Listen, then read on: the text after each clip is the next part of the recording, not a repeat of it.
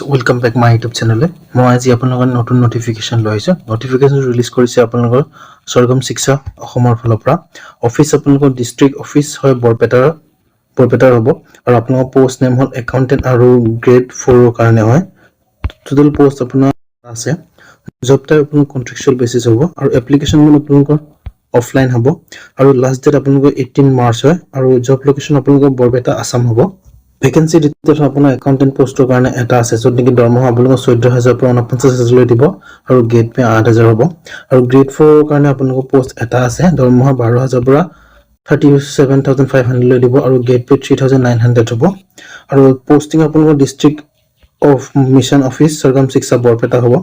Education qualification একাউন্টেন্টৰ কাৰণে আপোনালোকৰ BCom degree হ'ব লাগিব। মিনিমাম 2 বছৰ ওয়াৰ্কিং এক্সপেৰিয়েন্স হ'ব লাগিব একাউন্টেন্টৰ কাৰণে পাব্লিক সেক্টৰ অৰ্গানাইজেশন হ'ব লাগিব আৰু এবছৰ কম্পিউটাৰ ডিপ্লোমা হ'ব লাগিব আৰু গ্ৰেড 4 ৰ কাৰণে আপোনালোকৰ ক্লাছ 10 পাস কৰা হ'লে হ'ব কোনো কম্পিউটাৰ সাৰ্টিফিকেট নালাগে আপুনি খালি ক্লাছ 10 পাস কৰা হ'লে এপ্লাই কৰিব পাৰিব আপোনালোকৰ এজ লিমিট 18 পৰা 40 বছৰ ভিতৰত হ'ব লাগিব এজ ক্যালকুলেশন আমাৰ 1 জানুৱাৰী 2026 ৰ পৰা হ'ব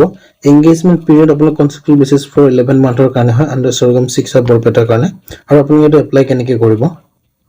আপুনি কিন্তু A4 সাইজ পেপাৰ মানে প্লেন পেপাৰ লিখিব লাগিব ডিটেইলছ খিনি মই ডিটেইলছ খিনি তলত কৈ দিছো apply for the post name লিখিব লাগিব এপ্লিকেন্টৰ নেম লিখিব লাগিব পাৰমানেন্ট এড্ৰেছ লিখিব লাগিব এড্ৰেছ ফৰ কমিউনিকেশন লিখিব লাগিব মোবাইল আৰু কন্টাক্ট নম্বৰ লিখিব লাগিব এই জানুৱাৰী 1 2026 নিজৰ বয়সটো লিখিব লাগিব এডুকেশন কোৱালিফিকেশন লিখিব লাগিব কম্পিউটাৰ ডিপ্লোমা সাৰ্টিফিকেট দিব লাগিব মানে আছে যদি সেইটো বিষয় লিখিব লাগিব ওয়াৰ্ক এক্সপেৰিয়েন্স ডিটেইল লিখিব লাগিব